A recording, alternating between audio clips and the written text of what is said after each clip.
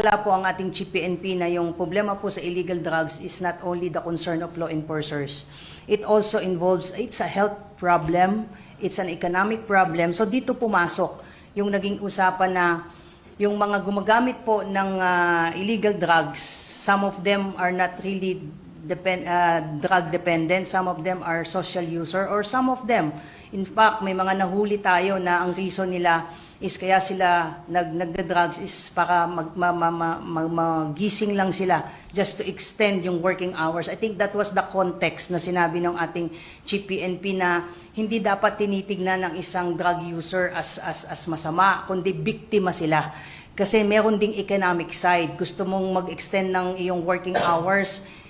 Take a case in point, yung ating mga konduktor, yung mga driver na nahuhuli po na pag nag-positive sa drugs, ang reason nila kasi grabe yung biyahe, kailangan nilang manatiling gising.